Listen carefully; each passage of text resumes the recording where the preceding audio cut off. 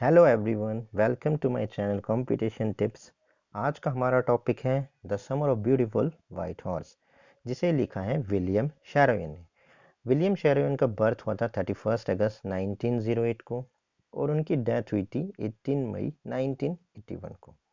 वो Armenia American novelist, play writer and short story writer थे। He was awarded the famous Pulitzer Prize for Drama in 1940 and 1943 को उन्हें मिला था academy award उनकी best story for film women comedy के लिए। अब the summer of beautiful white horse जो है वो कहानी है दो अर्मीनिया बच्चों की, जिसमें एक आराम है और एक मुराद है, जो एक ऐसे ट्राइब से बिलोंग करते हैं जो जाना जाता है अपने ट्रस्ट और ऑनेस्टी के लिए। कहानी स्टार्ट होती है तब जब आराम 9 साल का था और उसका भाई मुराद, जिसे सब क्रेजी समझते थे, थोड़ा सनकी समझते थे, उसने मुराद के घर की खिड़की को टैप किया। आराम उस आवाज़ को सुन के जाग गया, चौंक कर बेड पे बैठ गया और उसने खिड़की से बाहर देखा तो मुराद एक घोड़े पर था। उसे यकीन नहीं हुआ। मुराद को लगा नहीं, मुराद खिड़की से बाहर था। ये आराम को यकीन नहीं हुआ। आराम को लगा कि वो सपना देख रहा है। उसने अपनी आंखों को मला कि भाई मैं कहीं सपना तो नहीं देख रहा। उसने खिड़की से बाहर निकाल के देखा, सही में मुराद एक घोड़े पर था। मुराद ने कहा, अरे तुम सपना नहीं देख रहे, ये घोड़ा ही है। उसने अर्मीनिया भाषा में ऐसा बोला। अगर तुम्हें हॉर्स राइडिंग करनी है ना तो तुम जल्दी आ जाओ, नहीं तो फिर मैं जा रहा हूँ। अब आराम बता रहा है कि हाँ, मुराद थोड़ा सन की है और उसे इंजॉयबल लाइफ पसंद है, लेकिन इसमें दो चीज़ें हैं। आराम अपने बारे में बता रहा है कि उसका पहला शौक घुड़सवारी, ये सच है, लेकिन दूसरी चीज़ भी सच है कि वो काफ़ी गरीब है। वो गरीब इसलिए है क्योंकि उनकी जो फैमिली है, उनकी जो ट्राइब है गैरोगैलियन, वो जानी जाती है ट्रस्ट और ऑनेस्टी के लिए। और ये सिर्फ आज से नहीं बल्कि 11 सेंचुरी से है जब वो ट्रस्ट और ऑनेस्टी के लिए जाने जाते हैं। वो इतने मतलब ईमानदार हैं कि वो किसी चीज़ का लाभ नहीं उठाते, चोरी करना तो दूर की बात। आराम ये कहता है कि उसके परिवार वालों को भी नहीं पता वो कैसे पैसे कमाते और अपने परिवार का पेट भरते। अब आराम बोल रहा है कि उसने उस घोड़े को महसूस किया, उसे सांस लेते हुए सुना। बहुत ही प्यारा घोड़ा था। फिर उसने एक बार मुराद को देखा और एक बार उस घोड़े को देखा। उसे पता चल गया कि मुराद का घोड़े से कोई लेना देना तो है नहीं। मुराद घोड़ा खरीद तो सकता नहीं है, जरूर इसने चोरी किया है। तो उसने मुराद से क्वेश्चन पूछा आराम ने, क्या तुमने घोड़ा चोरी किया है?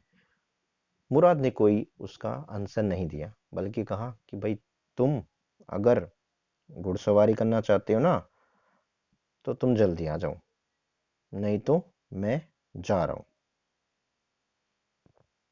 अब आराम के पास तो कोई ऑप्शन ही नहीं था क्योंकि उसे तो घुड़सवारी पसंद थी। अब घुड़सवारी करने के लिए तो जाना ही पड़ेगा। अब आराम अपने आप को दिलासा दे रहा है कि भाई ये कैसे हो सकता है कि मुराद जो गैरोगेलियन फैमिली का है एक घोड़े को चुरा सकता है, क्योंकि गैरोगेलियन फैमिली में तो कोई घोड़े को चुरा ही नहीं सकता। वो कह रहा है कि चलो, घोड़ा चुराना दूसरी चीज़ों के चुराने के मुकाबले चोरी नहीं की जाएगी, जैसे कि पैसे। और घोड़ा चुराना तभी कहा जाएगा जब हम उस घोड़े को बेच दें। हम उस अगर घोड़े को बेच देंगे तो वो चोरी होगी, नहीं तो चोरी नहीं। वही सब चीज़ सोच ही रहा था कि मुराद ने फिर कहा, अरे जल्दी करो, क्या तुम्हें जाना नहीं है घोड़े पे हॉर्स राइडिंग करने? जल्दी करो। तो वो बोला, मैं कुछ कपड़े तो पहन लूँ। तो वो कह रहा है, अरे जल्दी करो, लेट हो जाएंगे, सबका वेट कर रहे हो कि जब सब जाग जाएंगे।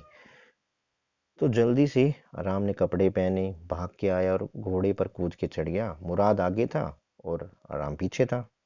वो दोनों हॉर्स राइडिंग करते करते जा रही थी।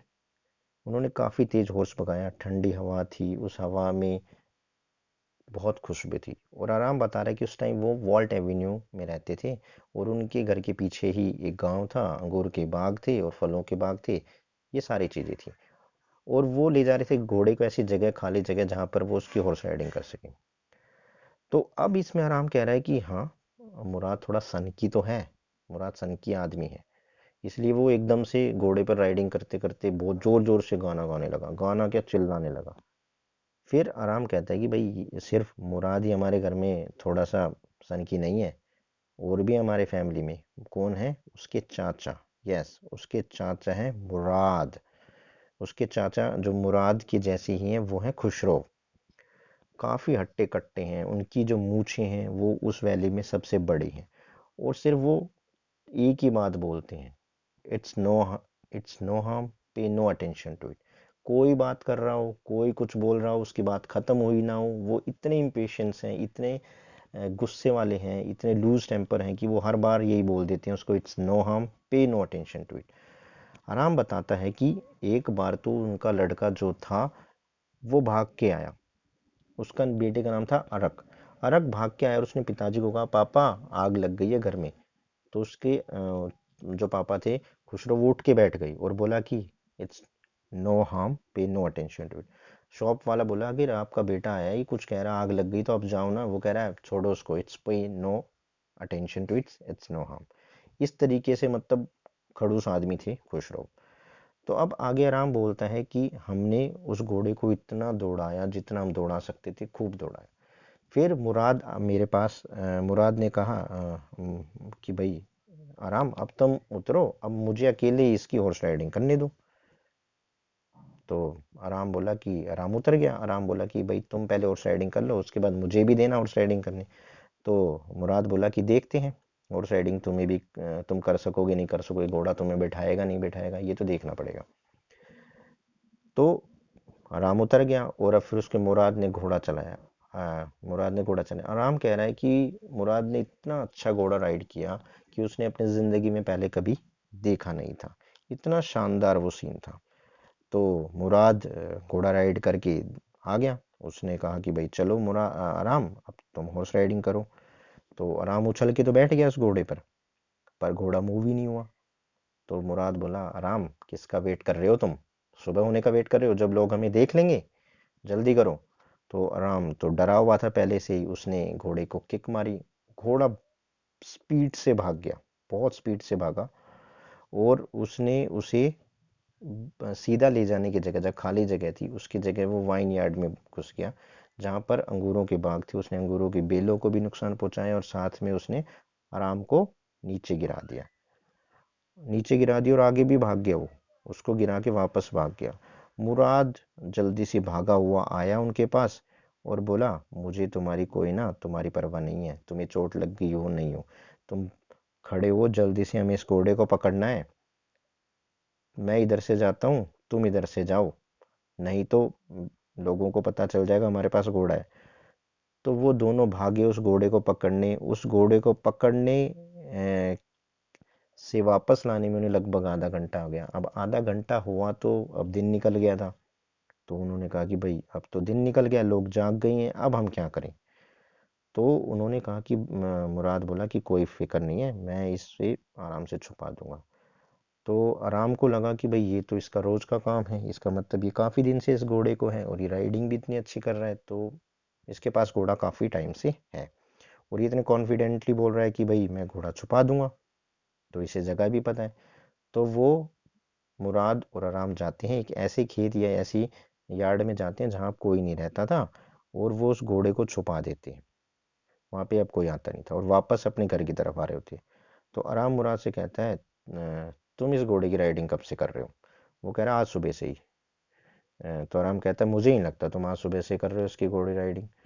तो ऐसे बातों बातों में आराम कहता है कि भाई तुम तो इतनी अच्छी हॉर्स राइडिंग कर रहे हो और मुझे तो ये घोड़ा गिरा देता है, मैं कब ऐसी अच्छी हॉर्स राइडिंग कर पाऊंगा। तो मुराद ने कहा कि भाई जब तुम 13 साल के हो जाओगे ना, तब तुम हॉर्स राइडिंग कर पाओगे, क्योंकि 13 साल का बच्चा मैच्योर होता है और वो अच्छी तरीके से हॉर्स राइडिंग कर पाता है। तो ऐसे करते करते वो अपने घर पहुंचे, उन्होंने अपना ब्रेकफास्ट किया और वो हो गई। तो अब उसी दोपहर की बात है, जिस जिस दिन वो हॉर्स राइडिंग करके आए थे, उनके घर आए थे उनके वही गुस्सेल चाचा खुसरो, और माँ उनके लिए लेने गई थी कॉफ़ी और सिगरेट, और वो कॉफ़ी और सिगरेट पी रहे थे। तो एक और विजिटर आए जिनका नाम था जॉन बायरो। ये जॉन बायरो आए, माँ उनके लिए भी कॉफ़ी और सिगरेट लेने चली गई, उन्होंने भी सिगरेट और कॉफ़ी पीनी स्टार्ट की। इसी बीच वो खुसरो से बातें करने लग गई, और उन्होंने दुखी होकर कहा कि मेरा जो सफ़ेद घोड़ा था ना, पिछले महीने ही चोरी हो गया और मैं ये नहीं समझ पा रहा कि मैं क्या करूं।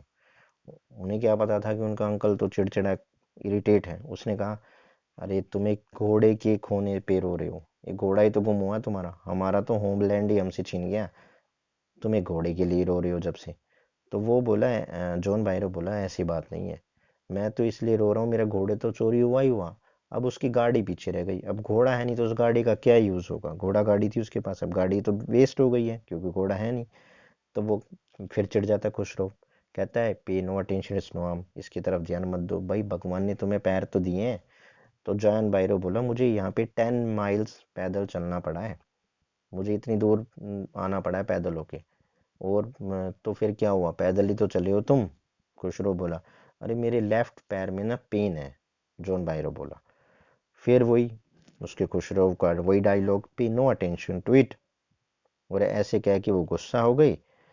तो जॉन बायरो बोला कि भाई ये तो ठीक है तुम कह रहे हो पैदल चलना चाहिए, पर मेरे जो घोड़ा था ना वाइट हॉर्स, उसकी जो प्राइस थी लगभग $60 थी। तो वो खुशरो और गुस्सा हो जाता है, कहता थूकता हूँ मैं ऐसे पैसे पे। और गुस्सा होके वो पर्दा हटा के बाहर चले जाते हैं।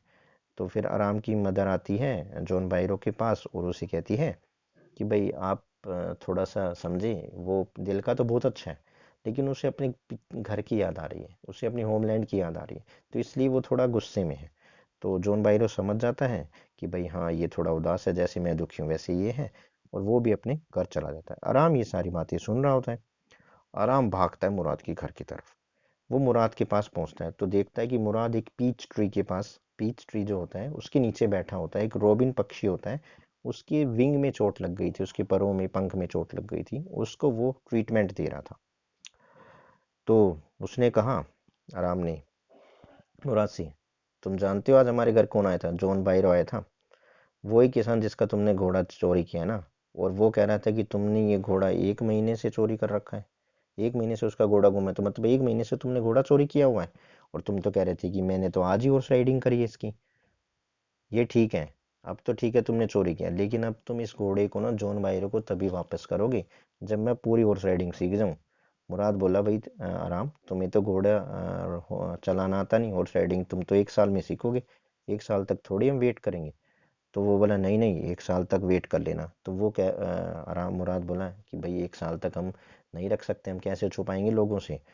तो आराम बोला कि भाई मुराद फिर कितने साल कितने दिन तक हम इसको रख सकते हैं? तो वो बोला लगभग 6 महीने तक हम रख सकते हैं, और तो सिचुएशन पे देखते हैं कि कितना है। अब क्या हुआ, वो जो रॉबिन की जो ट्रीटमेंट कर रहा था मुराद, उसने उसकी ट्रीटमेंट पूरी करी। उसने रॉबिन को उड़ाया, रॉबिन उड़ा, 2 बार गिर गया बेचारा उड़ते उड़ते। उसके बाद गिरने के बाद वो तीसरी बार में उड़ गया और चला गया वहां से। अब इस ऐसे ही फिर इसके बाद 2 हफ्ते ऐसे ही बीत गए जिसमें मुराद और आराम हॉर्स राइडिंग करते और इन्जॉय करते। एक दिन जब वो हॉर्स राइडिंग करके वापस आ रहे थे तो उन्हें बीच में कौन आता हुआ दिखाई दिया? यस, जॉन बाइरो आता हुआ दिखाई दिया उन्हें। जॉन बाइरो आ रहा था सामने से। तो मुराद ने आराम को कहा, आराम तुम चुप रहना, मुझे ही बात करने देना। तो जब जॉन बाइरो पास आ गया तो मुराद ने उसे गुड मॉर्निंग कहा, जॉन बाइरो ने भी उसे गुड मॉर्निंग कहा। तो जॉन बाइरो बोला वाह, तुम्हारे पास तो बहुत अच्छा सुंदर घोड़ा है, बहुत ही बढ़िया, क्या नाम है इस घोड़े का? तो मुराद बोला इसका नाम है माई हार्ट। तो वो बोला वाह क्या घोड़ा है तुम्हारा, बहुत ही अच्छा नाम है एक प्यारे घोड़े के लिए। तो वो बोला कि मैं कसम से कह सकता हूँ कि मेरा जो घोड़ा कुछ महीने पहले चोरी हुआ था ना, वो बिल्कुल ऐसा है। क्या मैं इस घोड़े को पास से देख सकता हूँ? मुराद बोला बिल्कुल आप देख सकते हैं। तो जॉन बायरो ने वो घोड़ा देखा, उसके दांत देखी, उसका मुंह देखा, उसका कलर देखा। और फिर वो मुराद से बोला, मैं शपथ लेकर, यानी कि मैं कसम से कह सकता हूँ कि ये घोड़ा मेरा है। लेकिन मैं तुम्हारी फैमिली की हिस्ट्री जानता हूँ जो अपने ट्रस्ट और ऑनेस्टी के लिए जानी जाती है। तो और तुम्हारी फैमिली को भी मैं जानता हूँ, तो इसलिए मैं कह सकता हूँ कि ये घोड़ा बिल्कुल मेरे घोड़े का ट्विन है, मतलब मेरे घोड़े जैसा बिल्कुल जुड़वा है। यानी कि जॉन बायरो को जो आंखों के आगे दिख रहा था वो यकीन नहीं मान रहा था। उनकी फैमिली की जो पर्सनैलिटी थी वो उसको मानने नहीं दे रही थी कि ये घोड़ा चोरी कर सकते हैं और ये घोड़ा मेरा ही है। अब ऐसे कह के जॉन बायरो चला गया। अब मुराद और आराम को टेंशन होगी कि अब भाई इसने तो घोड़ा देख लिया है, ये कहीं ना कहीं हमारे घर जाके बताया गया और लोगों को बताएगा कि भाई इनने तो घोड़ा खरीद लिया है। और जाहिर सी बात है, ये तो जॉन बायरो का ही घोड़ा था। तो उन्होंने क्या करा, उन्होंने डिसाइड किया कि हम नेक्स्ट दिन जॉन बायरो का ये घोड़ा उसको वापस करके आएंगे। अब अगली सुबह वो जल्दी उठे और वो घोड़ा जॉन बायरो के खेत में वापस, जहाँ पे उसका घर था, फॉर्म था, वहां पर उसको बांध के आ गए, बांधने लगे। तो वहां पर कुत्ते थे जॉन बायरो के। तो आराम बोला कि ये कुत्ते तो अब भौंकेंगे, और जैसे ही कुत्ते भौंकेंगे तो घर वालों को पता चल जाएगा कोई आया और वो हमें पकड़ लेंगे। तो मुराद बोला कि तुम फिक्र मत करो, कुत्तों को ट्रीट करना मुझे आता है, और मुझ पे छोड़ दो, कुत्ते नहीं भौंकेंगे, हम पे नहीं भौंकेंगे, किसी और पे भौंकेंगे। और सही में वो कुत्ते भौंके नहीं। मुराद और वो दोनों गए, कुत्ते उन पे नहीं भौंके। फिर मुराद ने वो घोड़ा बांधा, उस घोड़े को अपने हक किया और उसे प्यार करा, और उसे अपनी नाक से उसकी नाक लगाई, और फिर वो वापस आ गए। और सही में कुत्ते नहीं भौंके। आराम बोला, तुमने ये कैसे किया, कुत्ते हम पे क्यों नहीं भौंके? उन्होंने कहा कि कुत्तों के साथ अंडरस्टैंडिंग होती है, तुम्हें बाद में समझ आएगा, मैंने कर लिया। तो उसी दोपहर को जॉन बायरो उसी घोड़े को लेकर वापस आया, और उसके साथ घोड़ा गाड़ी भी थी वो। और उसकी आराम की माँ को बत, बताया कि वो बहुत खुश है, और उसे समझ में नहीं आ रहा कि उनका ये जो घोड़ा 1 महीने पहले चोरी हुआ था वह वापस आ गया है। और वो अपनी फीलिंग को एक्सप्रेस नहीं कर सकता, इतना खुश है। और वो कह रहा है कि घोड़ा पहले से ज़्यादा स्ट्रांग हो रहा है और उसका टेम्परामेंट भी अच्छा हो गया है। मैं तो भगवान का शुक्रिया ही करता हूँ। तो फिर वहाँ उसके अंकल सुन रहे थे, खुश रहो। वो फिर वो चिल्लाए, अरे क्वाइट मैन क्वाइट, चुप हो जाओ, your horse has been written, pay no attention. भाई तुम्हें तो तुम्हारा घोड़ा मिल गया है ना, अब तुम क्यों वो कर रहे हो, उस पर ध्यान मत दो, तुम्हें जो मिल चाहिए था वो मिल गया ना, अब तुम चुप रहो। तो इस तरीके से ये कहानी खत्म होती है, यानी कि जॉन बायरो को अपना घोड़ा वापस मिल जाता है, और ये कहानी हुई फिनिश।